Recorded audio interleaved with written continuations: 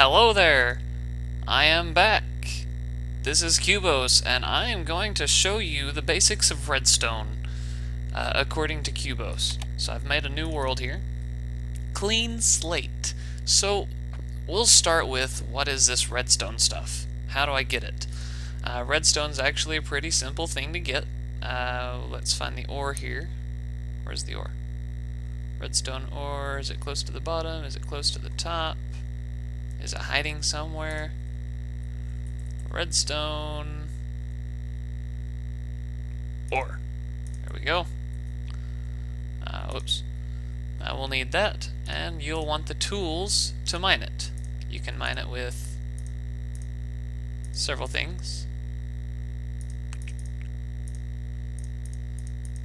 I have no idea which ones of these work exactly, so we're about to find out. 1, 2, 3, 4, 5.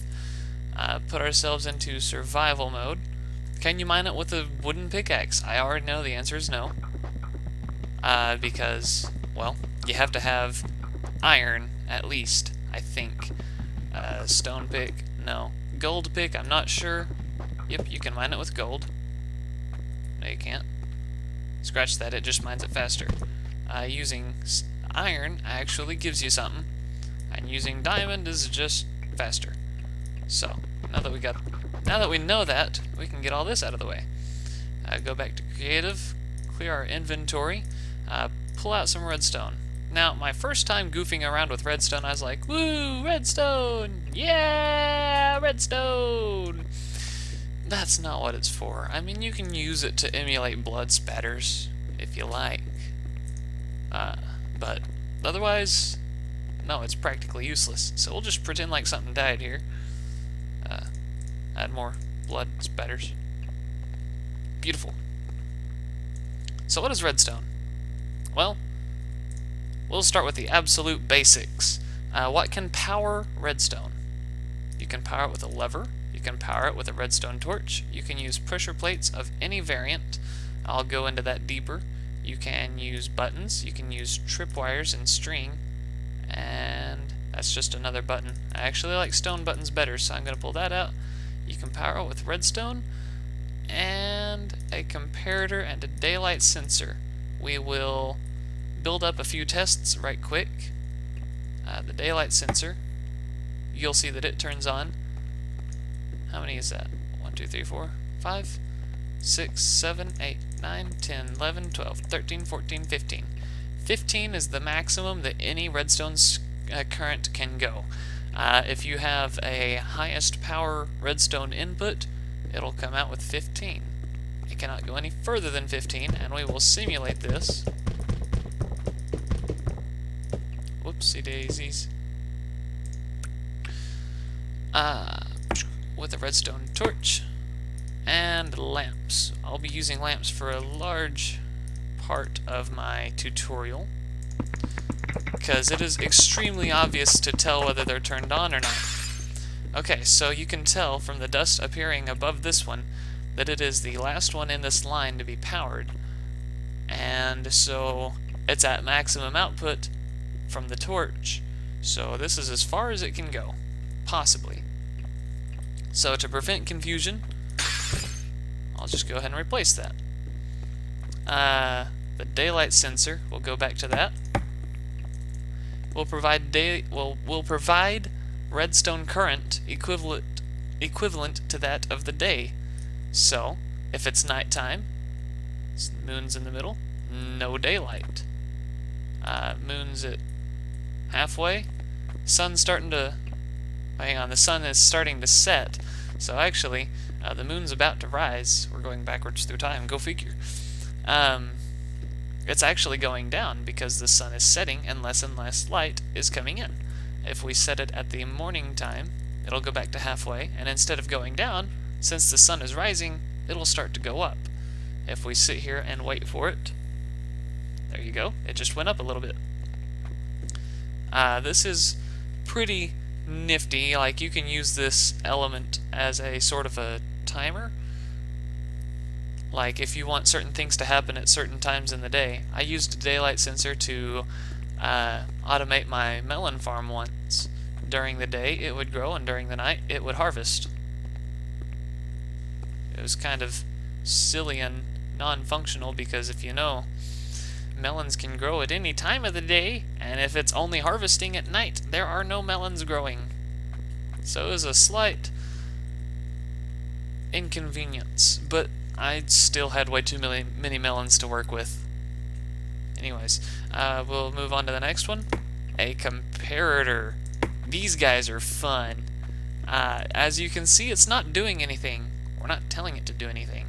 I'm gonna plop some levers over here. Levers are just like redstone torches, except for the fact that you can toggle them. If you flip a lever, it creates electricity. Well, it creates redstone current. If you unflip a lever, it stops. So we'll start here. We'll go ahead and start counting the lever, redstone number 1.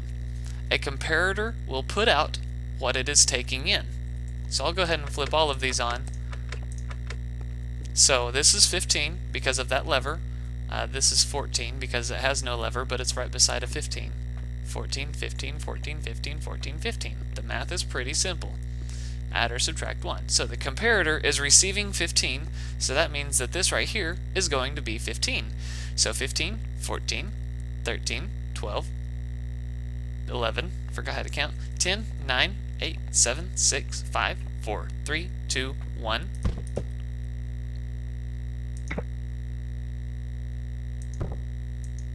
Nothing. Pretty nifty, in my opinion. And whenever you turn off this lever, this is no longer 15, so this is no longer 15. We can count this again. 15, 14, 13, comparator, 13, 12, 10, 9, 8, 7, 6, 5, 4, 3, 2, 1. Whoa, hang on, what?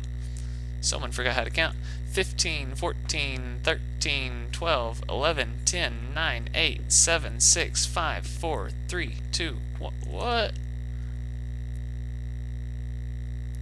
15, 14, 13, 13, 12, 11, 10, 9, 8, 7, 6, 5, 4, 3, 2, 1. Okay, I think I know what I was doing. I was going from 13 to 12. Or skipping a number. I don't know what, but if we just keep doing this, you'll see that it keeps decreasing the value until you just turn it off. That's actually pretty nifty, but there's another way you can emulate this. You can apply a current to the side. So we'll go ahead and build us a little current thing. 1, 2, 3, 4, 5. We'll go ahead and plop a redstone thingy here, and we'll put this into subtract mode. And as you can see, it's doing the standard 15, because this is 16 right here. That's 16, it'll never get powered, ever. And right here we have 5 blocks. So if we subtract 15, 14, 13, 12, 11, if we subtract 11 from 15, we should get 4 blocks left. So that's where it should stop. Okay, 4 blocks. It's pretty easy to count. 1, 2, 3, 4. Now, I don't know if you're curious as to why these torches are not powering these blocks. I will show you that here in just a bit, but for now, just realize they don't power what's below them, only to the sides and above. That is how that works. You can also grab input from something with storage. So if I grab a dispenser here that can only hold 9 items, 15 divided by 3 is 5, 9 divided by 3 is 3, so for every 3 items that we put in this dispenser, it'll light up 5 blocks. I don't know how the math between that will work out. We'll find out here in a bit. But since it can only hold 9 items, we'll spawn in 9 items that don't stack. 1, 2, 3, 4, 5, 6, 7, 8, 9. Alright, put in 1, powers 2. Put in 2, powers 4. Put in this last one, it's only powering 5. Kind of interesting. If we put in these other 3, it goes up to 10. So if we count... Okay, never mind, it only goes to 9. Whatever. Math apparently isn't a thing on here, but if we fill it up all the way... Oh! Okay, that was 10. I forgot we had this 16th one here. I am a goober nut. It's confusing me, so I'm just going to remove it. Alright, there we go. 9 items out of 9 slots. Completely filled up. Cannot hold anything else. 15 out of the comparator. Doesn't matter what mode it's in. Thing is still the same. But what happens if we use stackable items? You have to fill it up completely, so you have to have a full stack every time.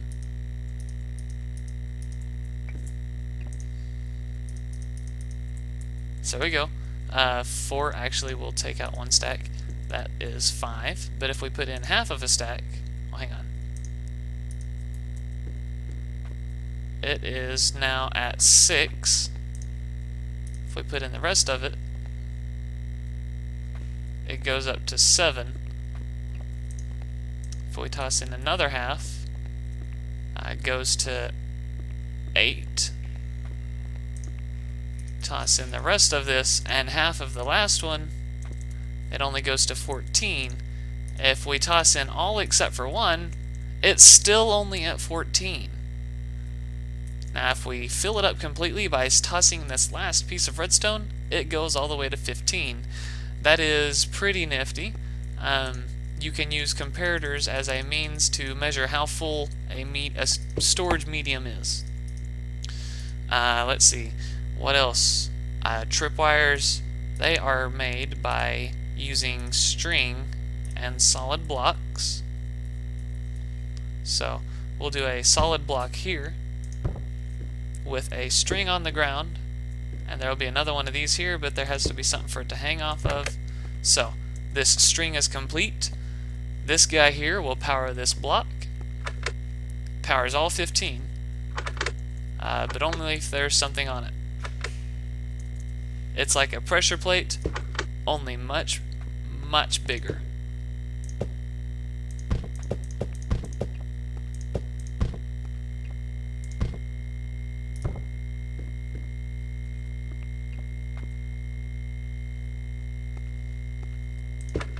There we go. And it's almost invisible. It's just a thin line. You wouldn't know what hit you. You'd be walking along and trap. Cool story. Whoa! Okie doke. So they make arrow noises when you destroy the string. If you use shears, it won't set it off, I believe. I'll test that out, actually, before I put it off as fact. Redstone, tripwire tools, shears, lamp. Okay, actually I can just use lamps for the ends.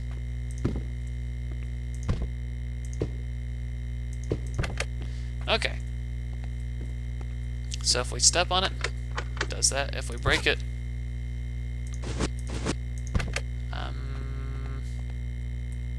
let's see if we're in survival and we just break it. Oh, yep, it sets it off for just a moment.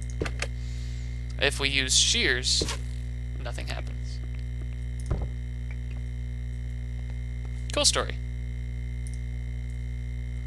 Hop back into creative, empty our inventory, make sure there aren't any strings on the ground, and we're good. Alright, and what's next? Anything else that creates redstone? These blocks here, they just default at 15 on all directions. If it's powering anything, it's 15, and it transmits redstone in every direction. I believe that is all that creates... No, it's not. I'll show you what these guys do. Wooden pressure plates can be activated by either players or items or other entities. So I stand on it, it puts out 15. I step off of it, I throw something on it, puts out 15. Same thing for a stone, except it can only be activated by actual entities like players and mobs, but not items. which is actually rather interesting. Now, what's so weird about these guys, the light and the heavy pressure weighted pressure plates can be either activated by players, and as you'll notice, it's putting out some sort of a gradient scale. I do not understand this because I've not tried it out yet. So both of them do it. They activate whenever you throw items on top. And the more items there are sitting on top of it, the more power it gives. So here it looks like there's another power for every item.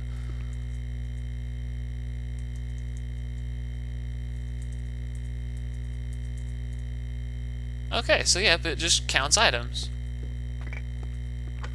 The heavy one, though, I don't know how many items it takes to fill it up, but I do know that the more mobs you have on top of it,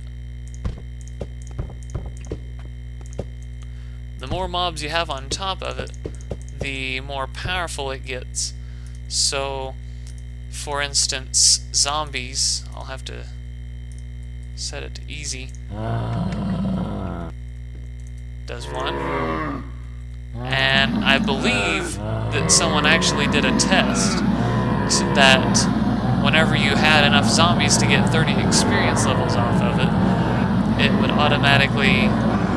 hello there. Whenever you had enough zombies on there to get 30 experience levels, it was completely full.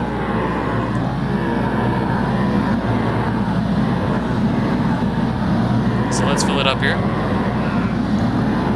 That would mean it's exponential, so we might be here a while.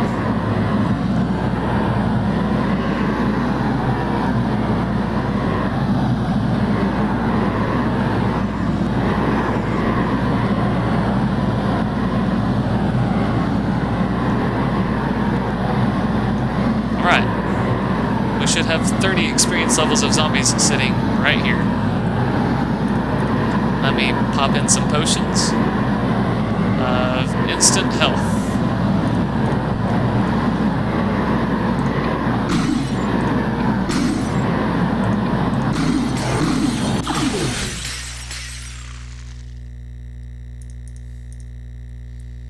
Pop it back into peaceful, go to survival, stand down here and just watch all the levels roll in.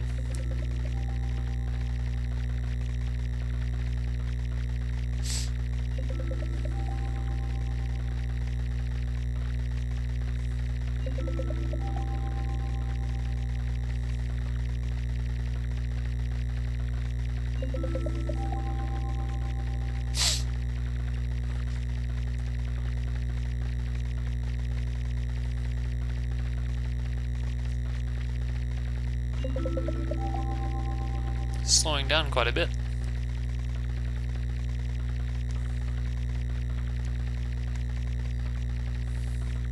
Alright, it's pretty doggone close.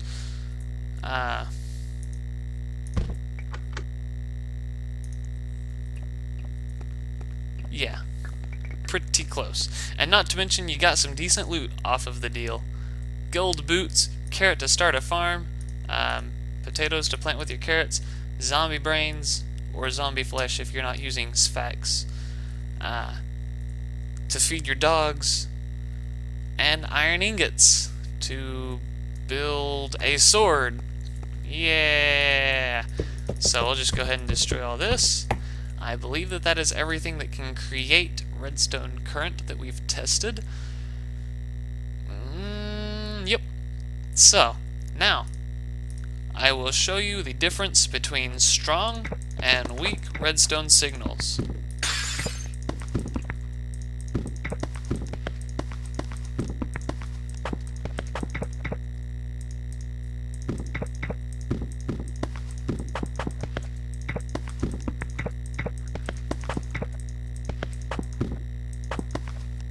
Alright.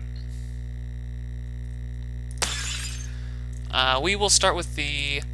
We'll go from left to right, so as to prevent confusion. The lever. Pop it in here. Flip it. Alright. So you can see that around the sides of the lever, it turns on the lamps. But if we place the lever, if we attach it to a lamp and then flip it, you'll see that it powers even more on this specific plane. I will explain this as best as I can. This lever is putting out strong current and weak current. Strong is the block that it's sitting on. Strong can transmit to anything that requires a weak current to operate, aka redstone and most everything else. That's actually pretty nice. A weak current cannot transmit to another block, but it will be activated. So if we pop a hole here, pop in a couple of redstones, and break this lever, place it on the side, and then flip it, you'll see that they turn on because this is a strong, and since redstone can be activated by being in the spot where a weak current should go, or next to a strong, then it will receive power and continue to transmit it. This piece right here is at 15, this is 14, 13, and so on. Now, a dot of redstone is actually a very interesting little beastie. We'll go ahead and show that to you now. So you'll notice that this lever, instead of doing that, just moves around. Whenever I put it there, it was just doing what it was doing on the other sides, only towards this direction. So I could put a lamp here and it'll light up, but that one won't. Alright, levers are done. After the lever, we have a pressure plate. We'll use a wooden pressure plate because even though the weighted ones actually have varying signals, they still only output just like regular pressure plates. So as you can see there, since pressure plates can only be placed on the ground, they will only transmit like this. Strong directly below and weak around everything else. So you could put a redstone dust right here, and I'll show that to you now. You can put redstone dust there, and it will accept power, but it won't there, just like with a lever. Next, we have the redstone torch, and like I was showing you earlier, they weren't powering the lamps below them because their pattern looks like this. One strong above them that can activate anything beside it. That's actually a very nifty thing, unique to these torches. They don't transmit to whatever they're on, what they're attached to, but you'll see that if I take it off and position it on the wall, it'll do a slightly different pattern. It will transmit to what's below it, but not what it's attached to, like it did with just the stick. So I can put that there and show you that, the evidence of my conclusions. Alright. Next up we have buttons. Buttons are actually pretty nifty. We'll pop one in this hole here.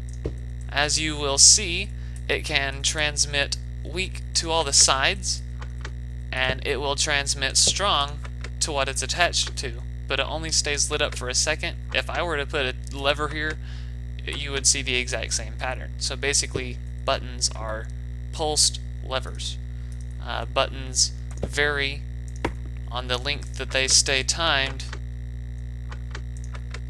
based on what they're made out of. The wooden ones stay on longer. So buttons, tripwires. I'll pop one there. One here. So you show you just exactly how they work.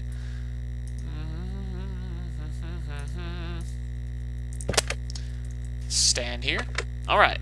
And this is a strong current right here.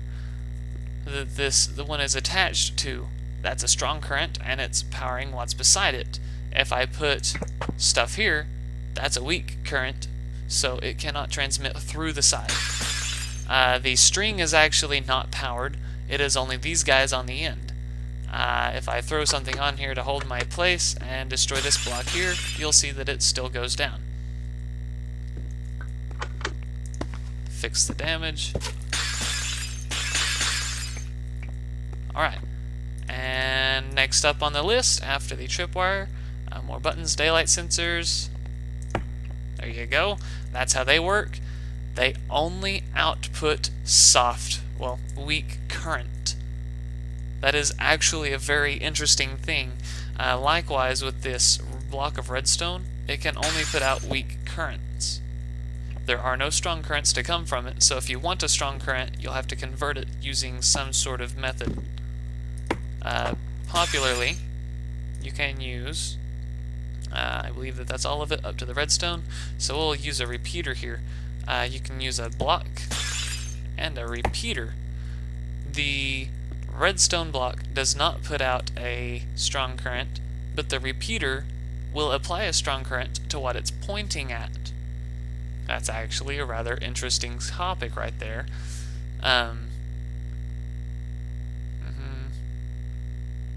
It's actually, yeah, it's pretty interesting. So I don't really know what to say here. I mean, it would be extremely redundant, so just take a gander, take a look-see. I'll replace that repeater with a comparator. Same story. The exact same story. Except that it'll just be whatever comes in is what comes out. Whoa. What? Huh. That's interesting. I've never seen that before. Makes me wonder. I just have to wonder if I put one there. Hang on, how did we have that set up? How can we emulate that? Can't really.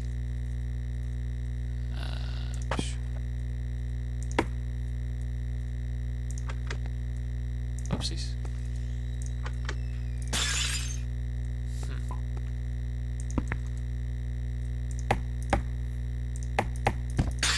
What's over here that's powering it? Absolutely nothing. This is weird. This is so weird. There's nothing powering these. These are like a bud switch. I wonder if they actually produce light.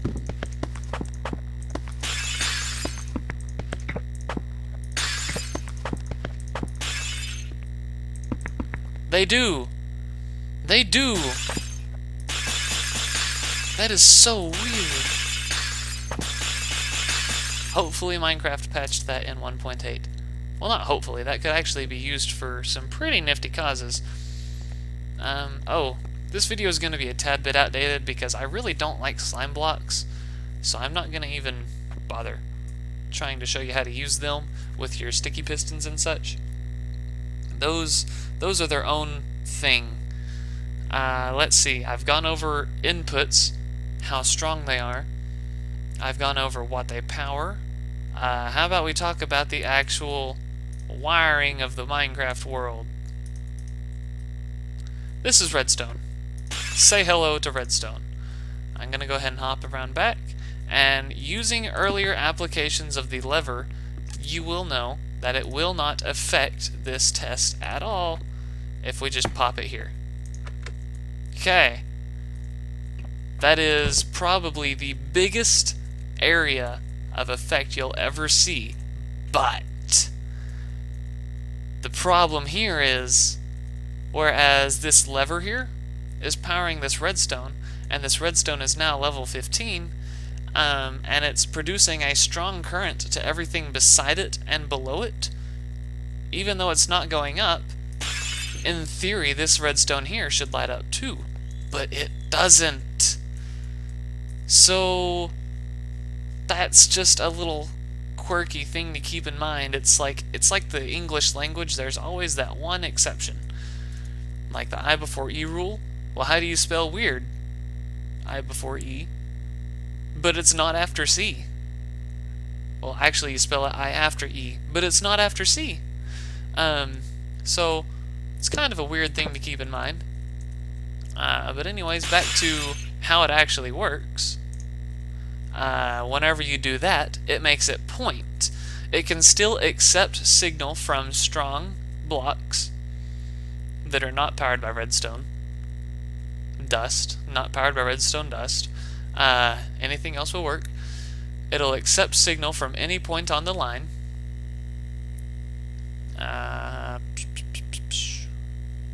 And it will strongly power what it's laying on and what it's pointing at.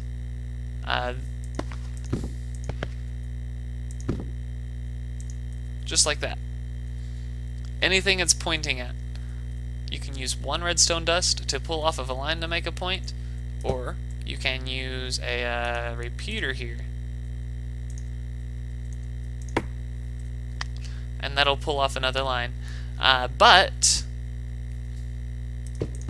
on a corner there, it's not pointing at that because it has nothing to point at. It doesn't realize that this guy can be pointed at, so it doesn't point. It actually just bends the corner. So that's actually something else to keep in mind. I use the word actually a lot. Alright. I do believe that that is everything on emission. Now we will go over what can be activated. So I'm going to do the dropper and the hopper and that guy there. And I'll use redstone blocks because they can be placed anywhere. Alright, we'll start with the dispenser and the dropper.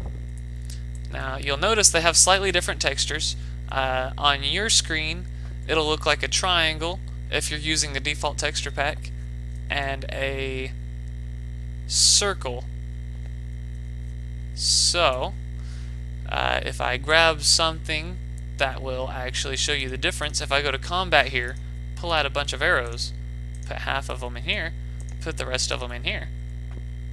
If I apply it to the dropper, it drops it. If I apply it to the dispenser, it shoots it. You what? You what?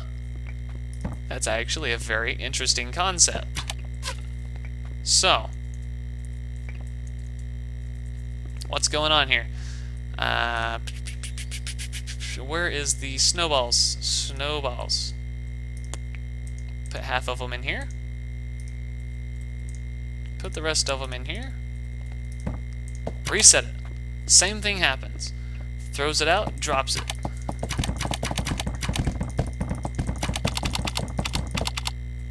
Does nothing when there's nothing. This works for eggs. Where are the eggs? Here we go. Eggs. Basically anything that whenever you right click and is thrown. But something else a tad bit quirky. Just a tad bit quirky. Is fire charges. I think they're under miscellaneous. I do believe. Yep, there they are. Fire charge.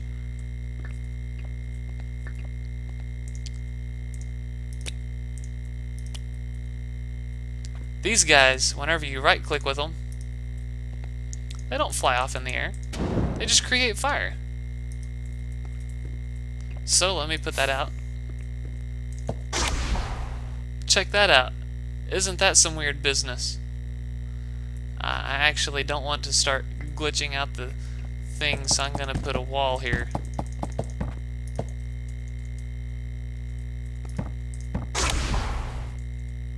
Ta-da! Fire charges. They can only be activated by redstone, so I thought that they actually applied to this video a bit. So, that's a good thing.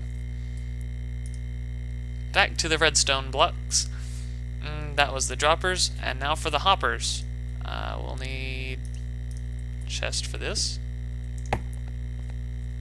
Hoppers! They're quite handy. In conveying items, if I pull out a stack of my freshly harvested oak leaves here and just throw them in, they will start to sort through and go into this chest. That is very nice, but what if we want to stop it? You can always stop it by applying any level of redstone input. It has now stopped. Nothing is happening. It's not doing anything. That does not mean that the hopper will not accept items from another hopper. If the hopper above it is told to explicitly to put items into the hopper below it, it will. So, if I do this, they'll still go through, they'll just get stuck inside of this guy, and they won't travel through. If I break this, it'll start to put them back in, and you won't see any noticeable difference. Hoppers are kind of cool, because you can use comparators on them.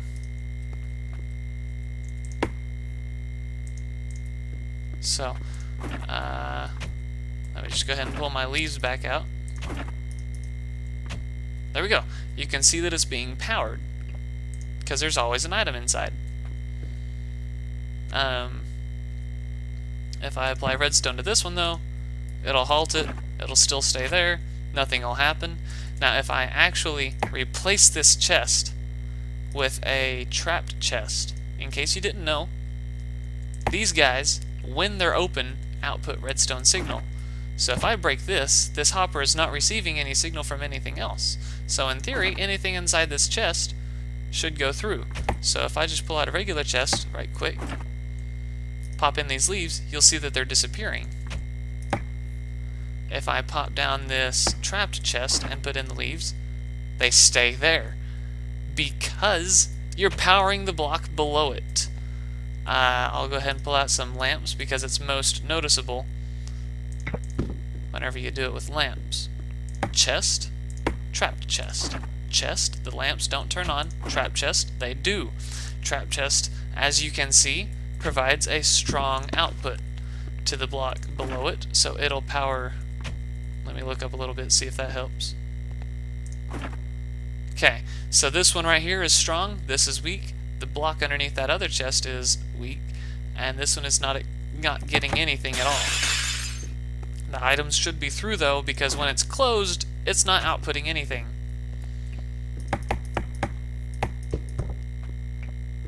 It's pretty nifty.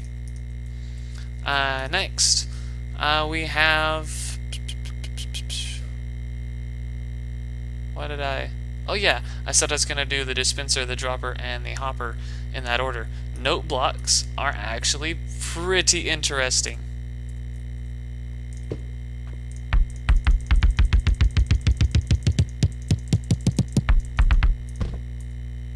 Depending on what you put them on, they make different noises.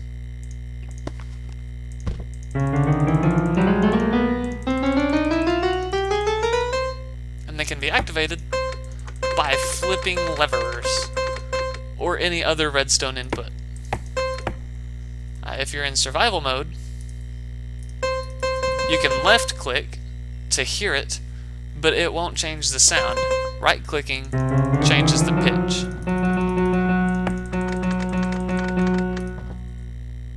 So that's a pretty interesting concept. If I put it on top of glass, it'll make a clicking noise. So that's kind of an interesting thing. From left to right, that's note blocks. Pistons. I'm not going to be going into extreme detail on what these do. Well, actually, I guess I kind of have to. This is a redstone tutorial. This is a comprehensive, everything you need to know, exhaustive tutorial. So these things can only push 12 blocks. 1, 2, 3, 4, 5, 6, 7, 8, 9, 10, 11, 12.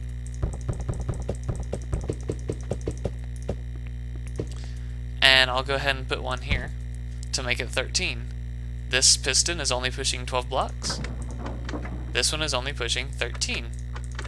Only 13? Oh, wait, hang on. It doesn't push 13. It only pushes 12. So, we'll go ahead and do that. And if you noticed when I put it down, this one was a sticky piston. If I middle click on it, it'll show it to you again. And when I retract it, it only pulls this block because it's the only block it's stuck to. So this is actually pretty nifty for putting pistons in your walls. Yeah. And also, you can create bud switches with these guys. That is a very interesting concept right there, in and of itself. Pistons can accept power from 2 blocks above them and diagonally. So, piston 1, 2, strong. That means that this will work. Piston, 1, 2, ticket diagonal, this will work too. So I'll go ahead and slap one here. And if I just put a block beside this, these will both update. But if I destroy this power, it won't turn back off until I update the piston again. Anytime you place or break a block, it creates a block update. So if I were to break this block right here, it retracts. Like I said, diagonally, I could flip this lever and update. Something peculiar to take notice about is redstone torches. I'll go ahead and update this. Redstone torches, even though they don't power what's below them, turn on pistons. Yeah. It's kind of a weird thing. I think it's because they power the blocks beside them, so it's updating this air block here with redstone, and it's looking for stuff around it, and even though it can't air cannot transmit redstone current, it still updates this piston here and says, hey, you're powered. So that's an interesting way to do it. You can use this for secret redstone. So looky here. It looks like there's nothing here, but there is. I believe that that's all there is to know about pistons, except for pistons can't push certain blocks.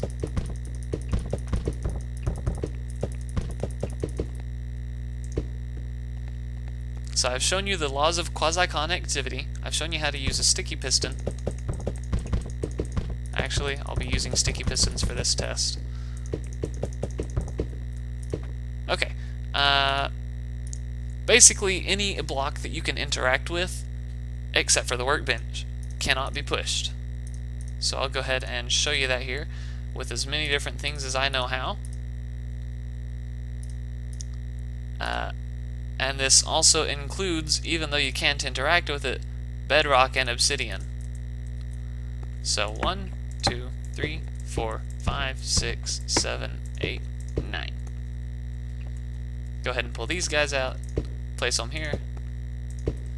Obsidian, just like every other solid block, can transmit a redstone signal, so I'll be using it just because it looks fancy. Fancy. And just to prove to you that redstone is getting across all of these, I'll be using lamps. And also, to help steady the results, I'll be making this a tad bit longer so that this lever does not confuse any of you guys. Alright, here's the test. Looky there. One piston activated, and it was the workbench. The workbench is the only block that cannot be pushed. Now, if you notice, what is so special about all of these? What is the difference between this workbench here and all of these? Okay, well, these two are just straight up not movable. They were built not to be moved by pistons. So, all of these can hold items, whether it's for storage or temporary or extremely temporary. They hold items. This does not hold items. This is a jukebox here, so I can throw in a disc. Need my miscellaneous. Throw in ward. Where is it? There it is.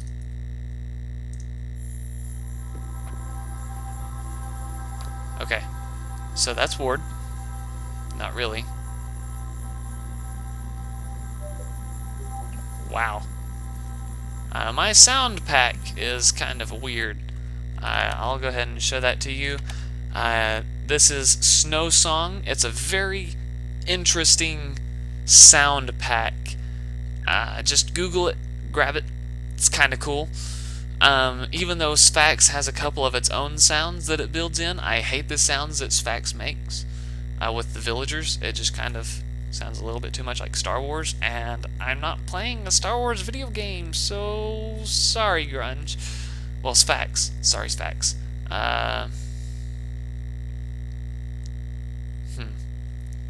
And Snow Song, since it's above Sphax, overwrites it with all the Snow Song sounds. This is simply just sounds, and this is graphics. That's all I have going on here. Alright, so as we know, this thing is holding on to a disk. I now have 2 disks. Because I was in creative, it duplicated it.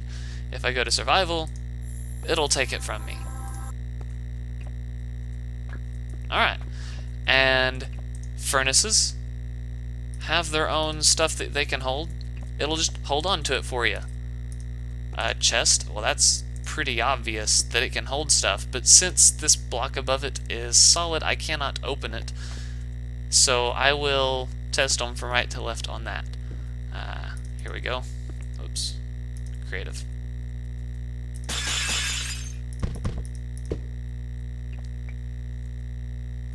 Oh my goodness. Alright, I'll go ahead and show you pistons updating pistons. Yeah, that's a pretty interesting topic. So, holds onto an item for you. I said it holds onto an item for you. There we go. It just kind of holds it there. As long as you want it to. Put all your items in it. And then lock up the box. Oh my goodness, clicking on all the wrong buttons here. But it does not allow the piston, even as many times as I update it with whatever I update it with, it won't fire until I break that block.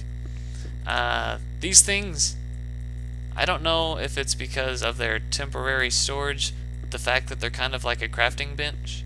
Wait, I know. It has to do with bookshelves. If you have bookshelves, you can enchant higher levels of things. And if you move this, it'll change whatever. It's just a whole bunch of problems. I'm not even going to describe them. You can think about them yourself. This guy, pretty obvious. He has a storage. So, yeah. Just holds onto a bunch of stuff for you. This holds music discs. Oh. I forgot, the redstone isn't on the lamps. Okay. Furnace holds stuff. Chest holds stuff. Crafting bench doesn't hold anything. It just allows you to open a graphical interface. That's all it does. That's quite literally everything it does. I mean, here, I will build a timer using comparators. You remember what I said about comparators and how they're kind of funny? They dip a little bit into delay. Delay is how many ticks something takes to work. A torch automatically works at 1 tick delay. So if I put a block on top of a torch,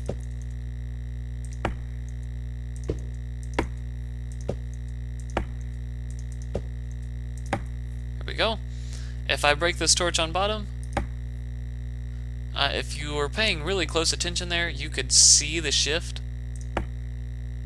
I didn't see it that time, the second time, but it takes 1 tick per every 2 blocks because you break this, it updates this, and it updates that immediately, and it just keeps going up. This is a very popular way to raise your redstone because it's very quick. It'll take up more space, but it'll actually be quicker if you build a spiral staircase here.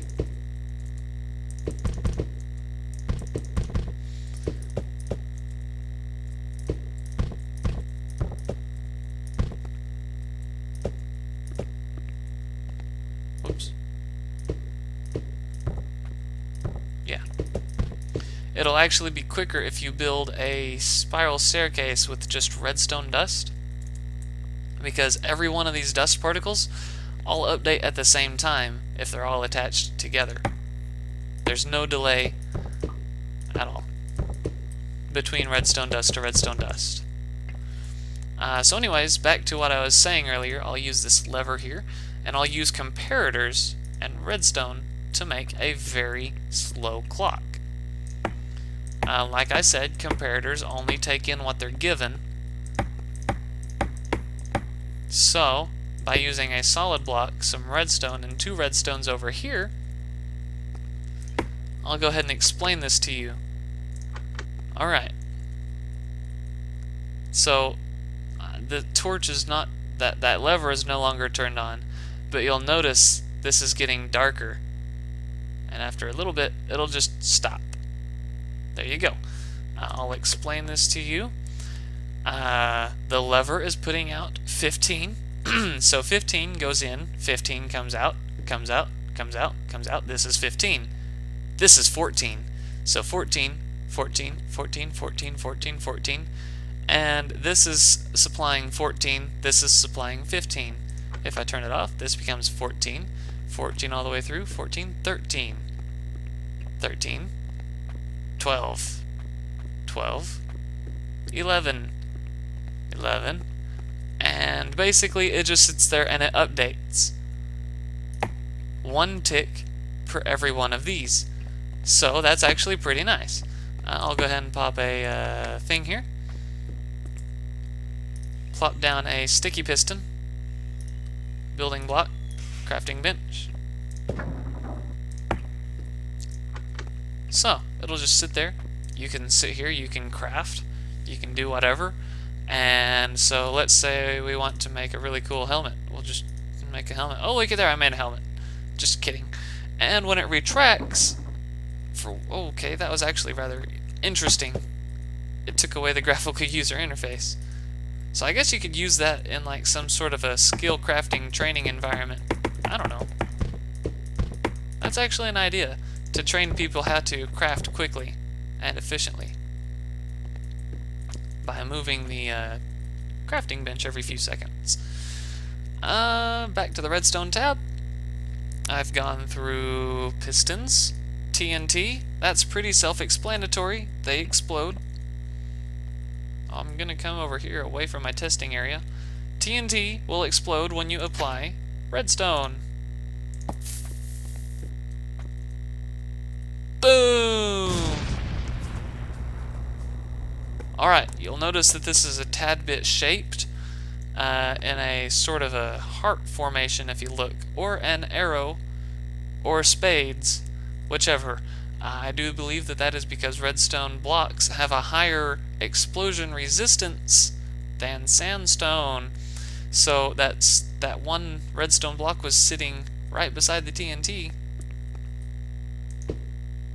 Kind of like that, pretending that this is redstone right here. There we go, that's a little bit more believable. This is redstone right here, this is TNT, has a higher blast resistance, therefore the blast goes like that.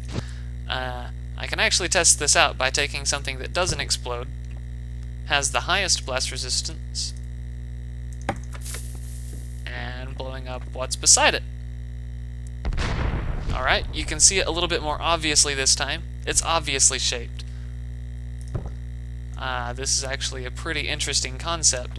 If I build a tunnel of obsidian,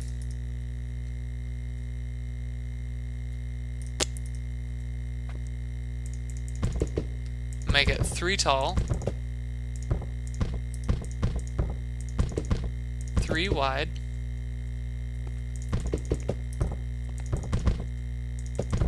and we'll actually make it a little bit deeper because this test will, well, this test, it needs to go deeper. So we'll put that there. This is where we will put the TNT. We'll be using a lever to activate it. And we'll hop around here, replace the floor with obsidian.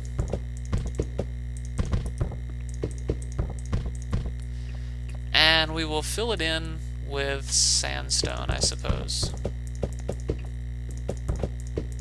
No, we won't. No, we won't. Okay, we're gonna fill it in with stone because I know that stone has a very convenient blast resistance. So we're gonna fill this up all the way. If you noticed, we made it more than 3 blocks deep. This bit right here, this is actually 5 blocks deep. If I come over here, however, and build something that's exactly 3 by 3 by 3, with one TNT in the middle. It will not blow up anything else except for this block exactly. Maybe every once and again some dirt, but it only destroys those few blocks. This one, however, the TNT sitting here has nowhere to go, except I think it escapes through corners. Phooey. But a very small amount blew up out here, so if we come over here, we'll actually poke our heads in. Well, that was actually very interesting. Did absolutely nothing. Oh! Gah. Kept everything from escaping over here, though, I do believe. But there are still corners here, so I have to fill those up.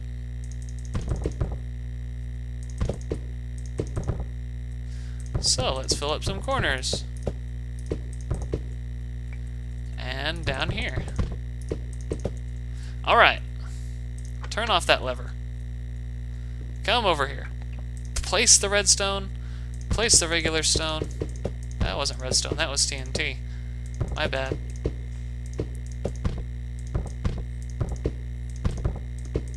It is filled up completely with regular stone. If I come over here to blow it up, right after I cover up these two more corners, and actually, considering I need to cover up some more corners down here. Yeah, because they're exploding.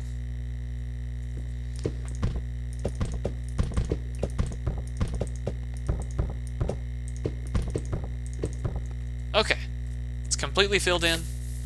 We'll come over here, we'll take a gander. You hear it go boom. We'll take a look inside. Whoa! These are very interesting results.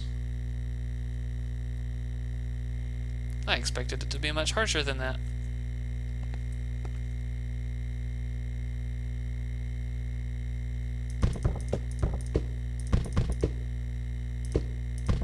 We'll try it like this. I'm learning now. Easiest way to turn off a lever.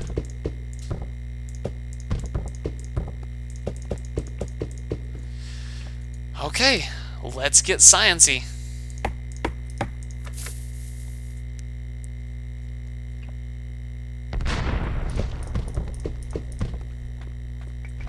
Okay, I was wrong. It doesn't channel it all forwards. We'll have to use something softer than stone. Do this with further testing.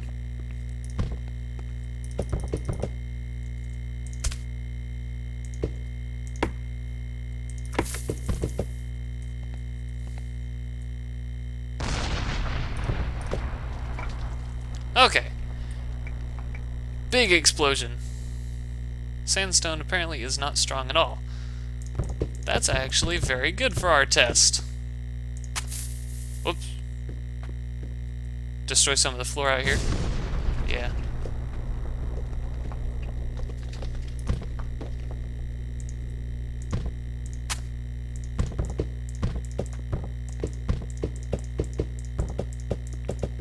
Alright, let's just see exactly how channeled this is.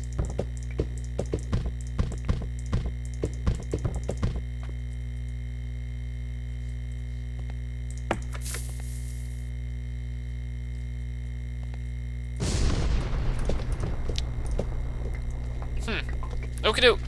Well, I guess obsidian makes for a great shock absorber. Who knew? Alright, so that is TNT out of the way. Lamps, as you saw, they just turn on and off. I've used them a lot in this video. If you don't know how they work, I'm very sorry for you. Trapdoors, fence gates, wooden doors, and iron doors are all we have left to test here as to what reacts to what. So I will go ahead and hop on over here, place down a stone so that we have something to put this on. Alright. Trapdoors can be activated by hand, or with redstone. Whenever you apply redstone, it opens up. When you take it away, it closes. Same thing with regular doors, wooden doors. You can open and close them with your hands, or you can use redstone. Same thing with fences. But these guys hate guys like you who don't have redstone. They only open and close when you apply redstone. Whoops. This is actually a very interesting concept. It has nothing to do with the video at hand, but this door can be broken down by zombies. It has a little bit to do with the video. It can be broken down by zombies because whenever you place it, it is default closed in game code. When the game looks at this door, it says that this door is closed. A zombie can break it.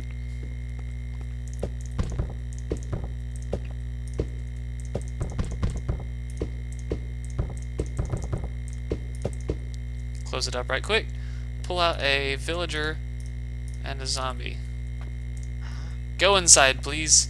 Right over there. There's a house right there. Ah, that's beautiful. Pop it into easy.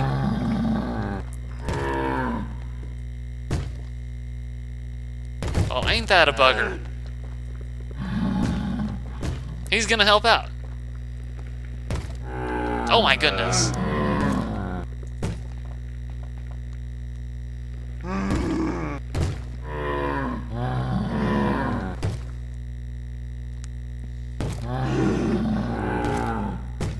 God. Too many zombies.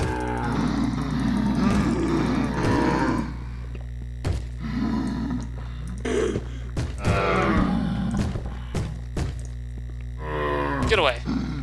Bugger off.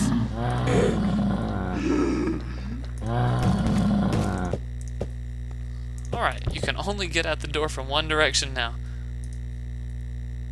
Insert joke here. Alright, there you go. That door is going to break. Maybe.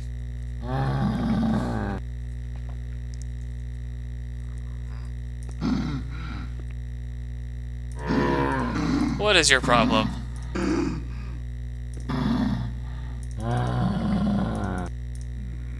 Hard. We'll try it now.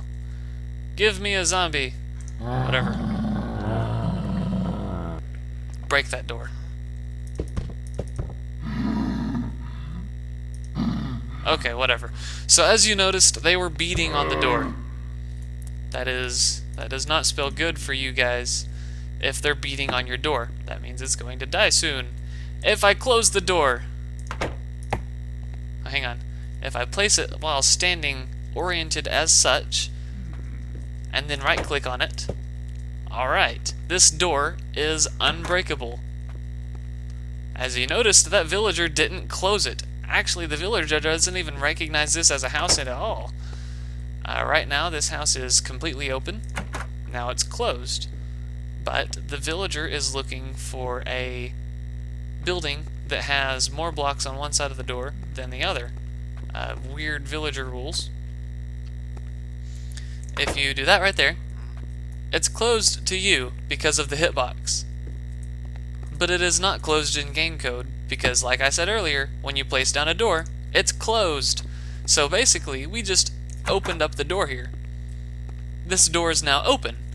That is straight up awesome right there. Zombies cannot break through this door. For example,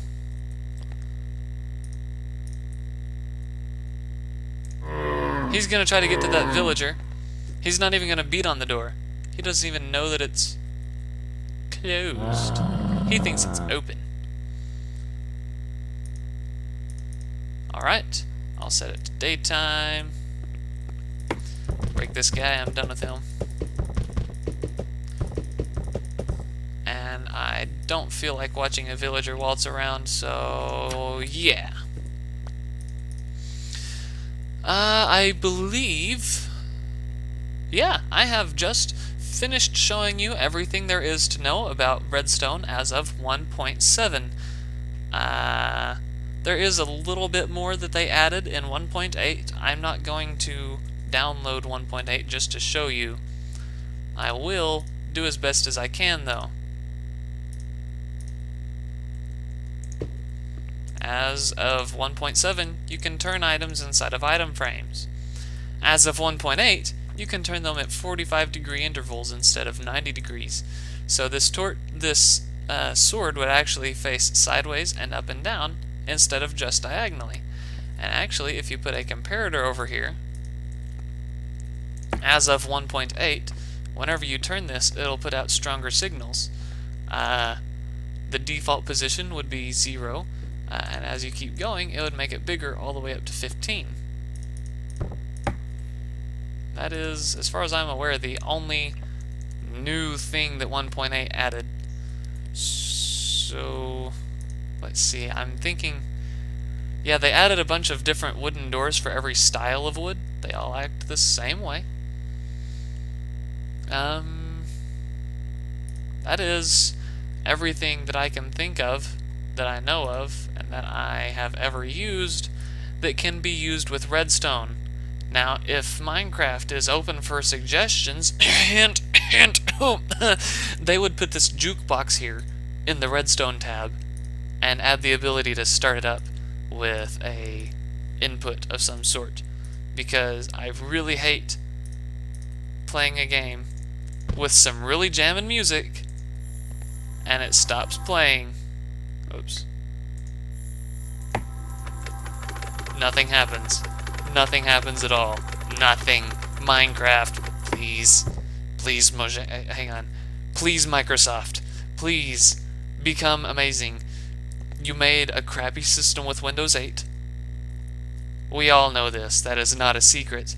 Your Windows 8 was a piece of junk. When you made 8.1, it was a little bit more desktop friendly. But all you really did was make the button for going to your the start menu a little bit bigger. It's the same start menu. That's the reason everybody hated you anyways, Microsoft, was because you had a crappy start menu.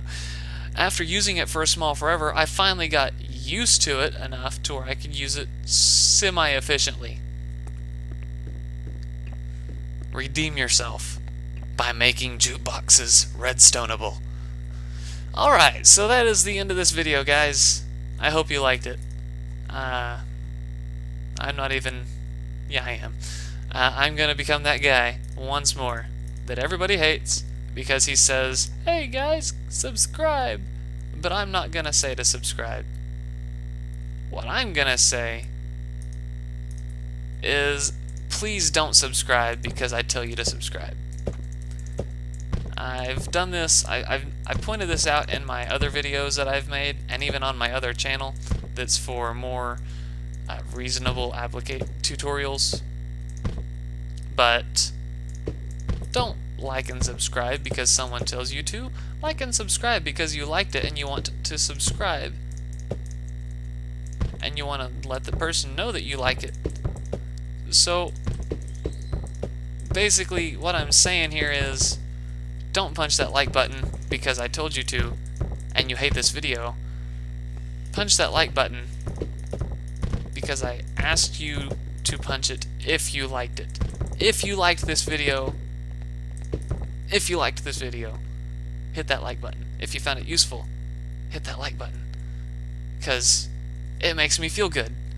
If you learned something new, hit that like button, because, yeah, if there's something that you think that I could learn, if there's something I missed that you know that I don't, hit that like button. Well, no, don't hit the like button, sorry. Leave a comment telling me what I could do better in my next redstone tutorial after they change it up enough and add jukebox redstone ability. Suggestions are always welcome, guys. If you don't like the way that I ask you to like or dislike, I mean, I encourage people to dislike this video if they found it absolutely god-awful. Give me comments on what I can do better, what you like, so that I can focus on it. please consider subscribing. I know I don't post all that regularly, but what I do post, I put my heart into it, and I make sure that it's as good as humanly possible to make good daytime. And as a memento, I think that we need to make something. 1.7 added something weird. It's the set block command. Set block relative to our position, absolutely no different than our feet to Minecraft redstone block. Alright, they added that command. They also have another block, give KubosKube 137, which is a command block. These things are really weird in the fact that you can make it perform console commands.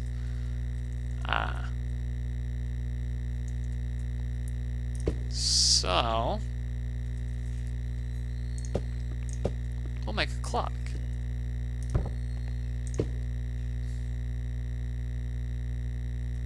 Yeah. Maybe. Not. Okay, that was the end of the video over there whenever I was standing over here. This is extra. If you want to stop watching, feel free. I'm just gonna experiment and provide commentary while I'm experimenting as best as I can. I'll let y'all know what I'm thinking. So what I'm wanting to do is I'm wanting to make a loop that goes around in redstone, a redstone loop that transfers the current, and whenever you turn on this block, it will place a block right here, and when it comes around, it activates this block and turns it off, but when it comes back around, it activates that block again. So I'm actually kind of seeing a thing happening here. I'll pop a redstone torch here. Whoopsie daisies.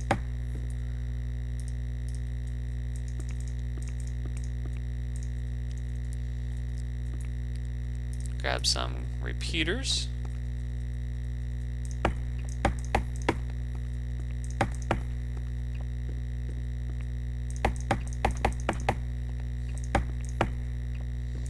Redstone it. And grab some coordinates. F3. So if I go this way, it adds to the Z. So I will do set block redstone X, Y, Z1. Minecraft redstone block. I was trying to use tab to autofill. Done. Set block. Copy all of it. Paste it. What did I do wrong? Oh! No. I have to go home and slash. What did I do wrong? Nothing. Oh, it's already turned on. That's what's wrong. Okay, but that's not what I want. I want it to be 2 over 2. So, 1, 2, 3, 4, 5. 5 in the positive X direction. So, 5. Relative 5x, relative no y, relative 2z. Set block. Oh, wait. I have to tell it what to do first. Set block. Minecraft air. Should be good.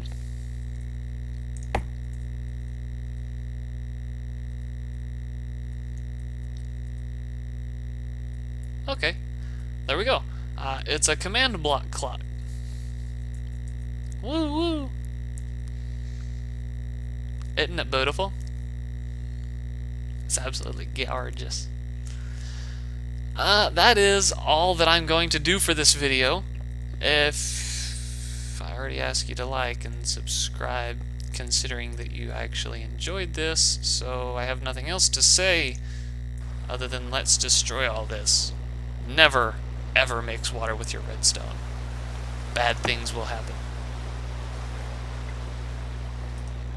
I guess I could have pointed that out earlier in the video. Whoopsies. So I guess it's a good thing that you guys who are still watching actually watched the end of this. Alright, that is the end of this video. I'll go ahead and park over here. And, yeah. Hope you enjoyed. Goodbye. I'm gonna miss you guys. Bye.